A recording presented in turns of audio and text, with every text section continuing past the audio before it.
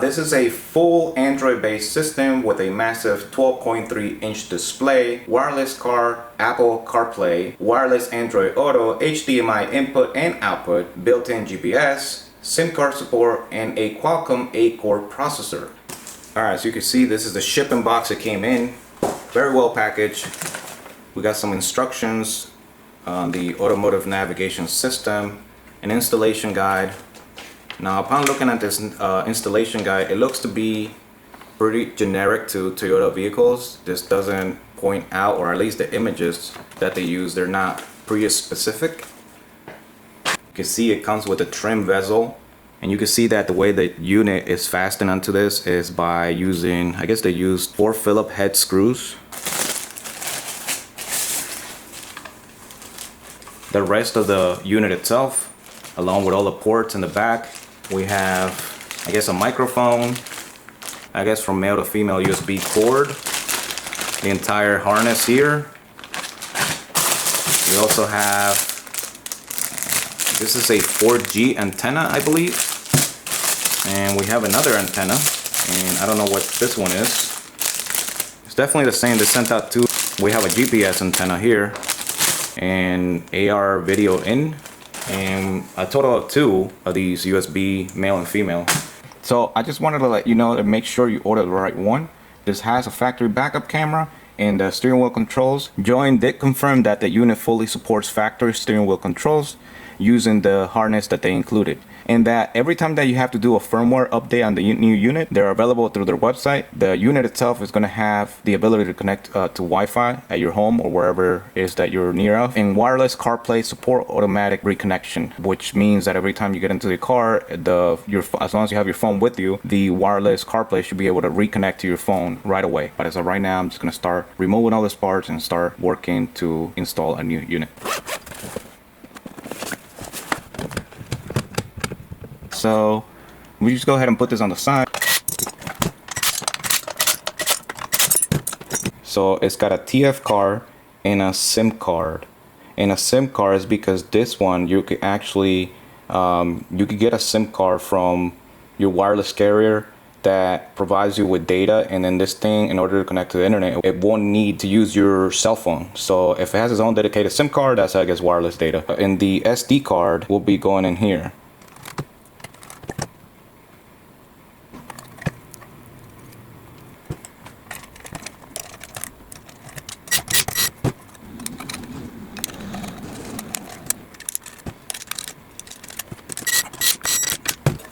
This screen right here, it's already screwed in to this big trim bezel piece. So therefore, I don't need these pieces right here, nor do I need the screws. So we're gonna put that on the side for now. So we're gonna connect that right here, right now. AR video in, and then CDD12V out is gonna plug into here. Gone ahead and routed my GPS antenna right here. This is the entire harness that came with the unit. This is the harness that comes with the unit. So this one right here, I did not plug anywhere. However, I started off with this one right here, and then I moved on to this one, and then this one, and then this one. Then you have this one right here. So I have 1 and 2 male camera wires that are labeled camera. This one right here and this one right here. And this one's labeled rear view camera. And this is the main harness that plugs into the back of our radio. Wi-Fi 6, 5G. So I'm gonna go right in here where it says Wi-Fi 5G. All right, so now let's plug in the main harness. That'll be this one right here. Again, make sure you hear that click. I'm gonna proceed with the radio antenna. That's 2. Now this one will be the video camera male side to the female side. This one, this will plug into here. Okay, we have power. All right, so coming into the car, you can see this thing is massive. And for those that are not aware, when purchasing screens, usually screens are measured diagonally. So diagonally measuring this thing is about 13.5 inches. Okay, and then we're gonna power back up. And you can see the unit starts up fast too, but it's actually connecting to my Apple CarPlay because I have my phone right here. So now this is the main menu of the Apple CarPlay. So you scroll down and just click that home icon, and this is where it's gonna bring you. So it's gonna bring you to your default widgets section. It's user preference. You can actually change the themes on this however you like. But if you wanted to drag, I have YouTube here, and if you want to make that bigger and just have 2 widgets, you could do that. The YouTube main homepage, and if you wanted to just play a video, let's play a video here. So here we have, these are the cables, and here's the jump starter itself. A typical YouTube video. Weight very much. Comes with a built-in LED light, and let's see if it comes charged up. That's full size screen. 82%. Now inside the box you do get the these, I would call this heavy duty. These are heavy duty jumper cables. And because of the resolution of the screen, it's not going to stretch it all the way to 12.3 inches. It'll actually just keep it at that aspect ratio.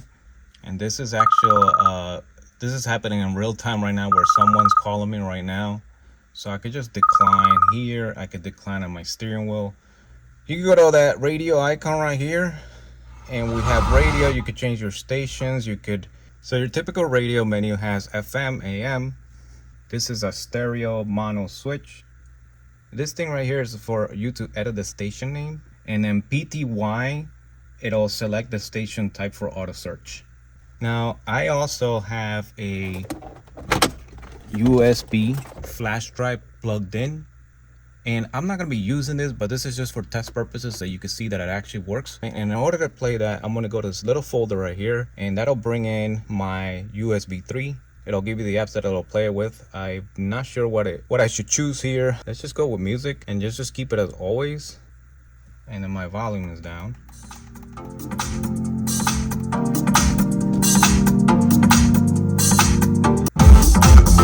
So you can see, again, the sound quality is so amazing. It's like we have another track.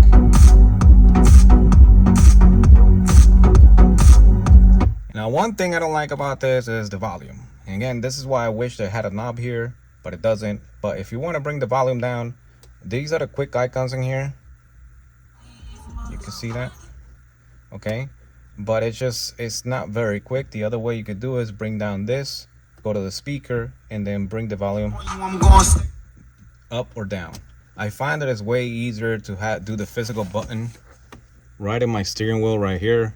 I'm closing the driver's door and a little car appears, but if I open up the door, you can see the actual door shows that it's open. And if I open the passenger door as well, you can see both doors are open now. YouTube just works just like it works on your phone. It's actually, if you want to tinker around with YouTube and watch YouTube videos on here, it's pretty cool. It works just like if you're watching it on a tablet. You get the USB charging cord. When it comes to installing the radio itself, it's not very hard. There's definitely no splicing or no soldering or anything of that kind. It's just plug and play. You just have to know what you're exactly plug in, and you just got to make sure that you order the right one for your exact trim of your Prius.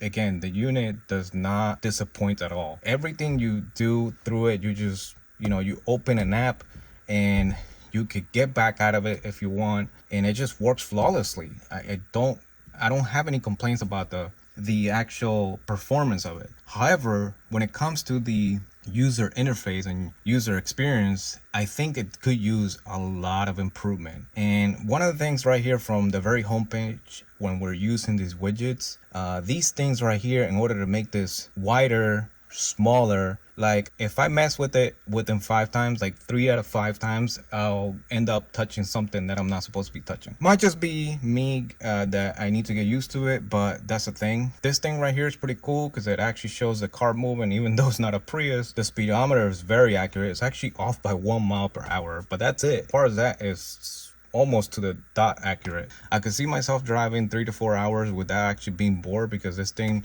the fact that it has Apple CarPlay or Android Auto, I don't need to be touching my phone. I could just check my messages from here, make a phone call, go to maps, go to my podcasts and it'll bring up all my podcasts, and I could, you know, whatever it is, I could just play it, you know? It really doesn't matter if your phone's near you or if your phone's in your backpack. You could play it all from here as long as the Bluetooth is turned on your phone. It'll connect. No problem with that. I could also use Waze right from here without going on my phone. Whatever other apps that are supported by Apple CarPlay, they're all in here.